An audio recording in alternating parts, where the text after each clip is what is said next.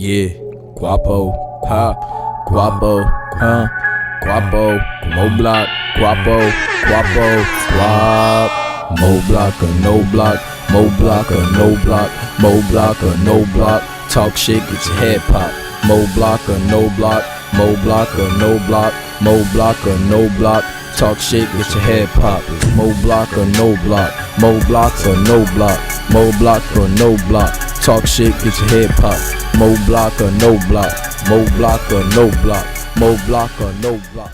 Hello everybody, it's Liam here from the Associated Press, and I gotta say I am once again a little shocked after reading this past week's report. We didn't have as big of an upset week as we did last week, but our previous 11th and 12th seeds won again, as well as Vontae, who was an 8th seed.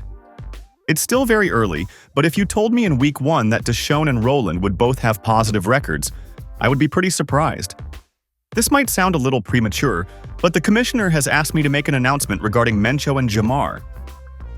Please send in your shirt and waist sizes to the commissioner just in case we have to get you fitted for our sexy cheerleader costume.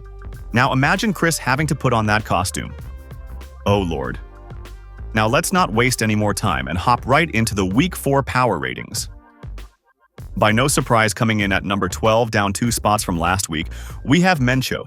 The commissioner mentioned to me how lucky he was to be able to escape with a dub against you by a fraction of a point. When looking at your team overall, though, there's just a lot of annoyances. Jamal Chase is without his quarterback, Ladd and Smith aren't getting the necessary volume, and to make matters worse, neither are your starting running backs.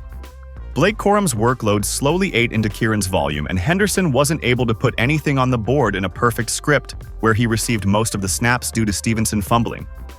I will give you props again for the pickups of Ayomanor and Tootin, as well as Hunter Henry, but you're going to need a lot more from your top-end guys to climb out of this hole.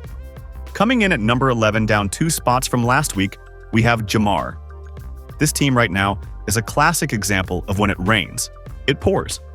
Bowers was already playing through a bad knee, which was problematic enough, but to make matters worse, CeeDee Lamb is gone for a month, and James Conner, your top back, will miss the rest of the season. One thing I will admit to being wrong about is Scatabo has been able to carve out a role for himself, and Tracy being hurt helps out a lot. These young receivers like Golden, Addison, Robinson, and Higgins are going to have to emerge quickly as actual 12 to 15 point per game guys to help you climb the rankings, but if they don't, you could enter the danger zone for wearing the cheerleader costume. Coming in at number 10, up 1 spot from last week, we have Deshaun. Back-to-back wins are very impressive, so I do want to give you kudos on that, but regardless, I still have issues with your lineup. If you're going to have to go the rest of the season having to start guys that I would consider borderline waiver wire players like McNichols, Algiers, and Mooney. I just don't see you having consistent success over the top teams. Now, if something happens where one of those guys magically elevates their role, then that's different, but we can't project in hypotheticals. One last piece of advice I will give you is it might be okay to roll out the 2 tight end set versus the commissioner this week. Whether it was accidental or not, considering you picked Amari Cooper over him, Kincaid was a great pickup in the late rounds. Coming in at number 9, up 3 spots from last week, we have Roland. Another really impressive win over your boy Jamar with virtually 0 quarterback production. I do think the lack of production from the quarterback will catch up to you, as it's one of those positions that you don't realize how good it is when you have one that's producing, and you suffocate a bit when you don't have one. Your receivers are looking strong, and hopefully Neighbors gets a consistent high floor with the quarterback change for the bum-ass Giants. Kamara and Pollard are fine for now, but I still see both of them regressing as the season goes along. Krosky Merritt was another minor disappointment because you'd think with Eckler gone for the season the path is cleared for him to have major workloads, but instead, he's still splitting carries. That could turn around, but it's safe to say you're out of the gutter for now. Coming in at number 8, down 1 spot from last week, we have Cristiano Garcia. I can't fault you too much for your recent L, as it was the only undefeated team that beat you, but your team also has a lot of annoyances.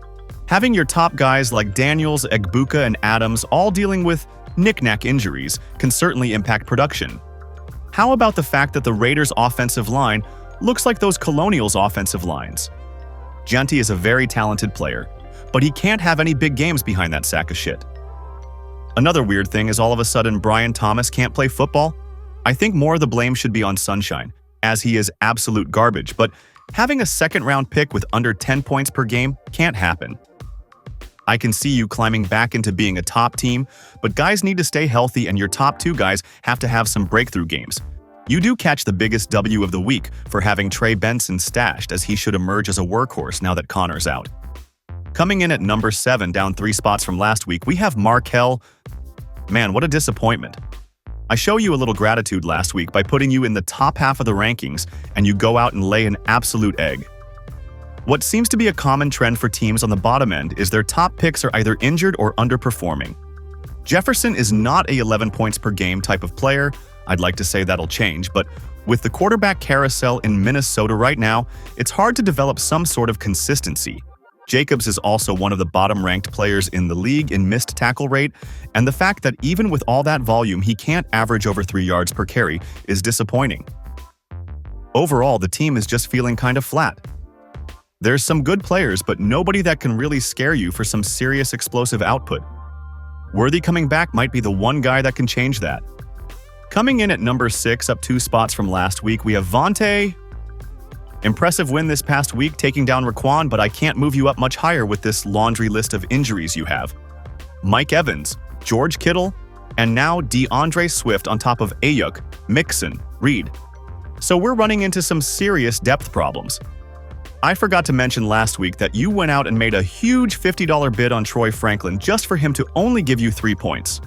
You'll catch a break on the schedule this week, lining up against Mencho, but until you get a couple of those guys back, I think it's going to be a very tough path to eke out dubs. Coming in at number 5, down 3 spots from last week, we have Raquan.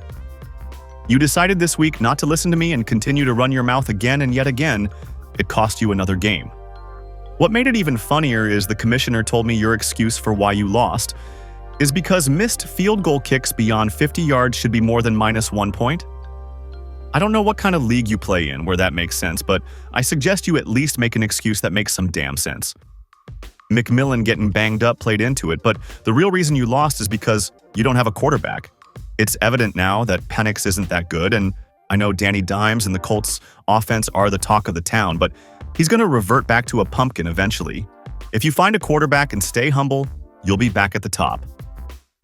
Coming in at number 4, up 1 spot from the previous week, we have Showtime aka Emmett. You've kind of managed to stay in the upper half the entire year, because when I address the problem with your team, it seems to get fixed by the time the next week rolls around, but then there is usually a new small problem.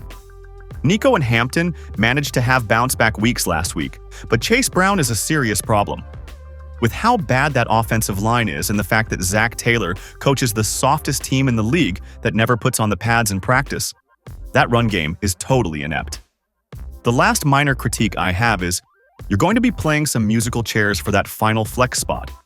If you can just get one breakout from Travis Hunter, Shakir, Stevenson, or maybe your newest pickup, RJ Harvey, you'll be on your way.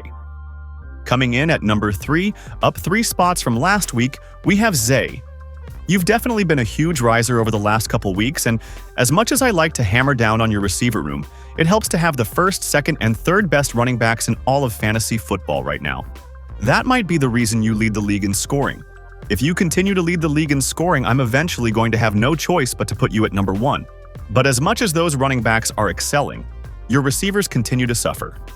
Jeudy is totally ineffective in that Browns passing game. Terry has a quad injury, and JMO is too much of what I call a spike week player. Maybe, just maybe, you kick the tires on flipping one of those top running backs and fill out the lineup with a couple solid receivers, or a receiver and quarterback. Just a suggestion. Coming in at number 2, down 1 spot from last week, we have Juan. You should be much lower technically, but I am still a believer in your team. Kelsey has definitely been underwhelming so far, but funny enough, you had the answer to replace him just laying around on your bench with Jake Ferguson.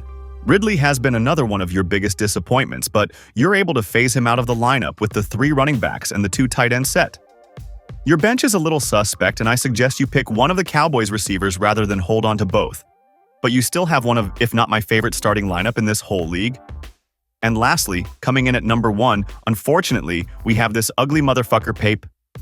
Again, Papey, don't kill the messenger, but, I got paid a little extra to say that. But look, you're undefeated. Your running backs are volume workhorses, and you have a top wide receiver on the way back, so it's hard to come up with something to knock your team. Considering you don't need much depth at your running back and wide receiver positions, I'd suggest you pick up some depth for your onesies. Dak losing CeeDee Lamb is going to hurt his production, and you might want a backup tight end in case an injury pops up for Kraft again. But again, your ugly ass is number one for a reason. There you have it, guys. I look forward to seeing how everything plays out, and I will report back on October 1st with another edition of the MoBlock Power Ratings. Good luck, everyone.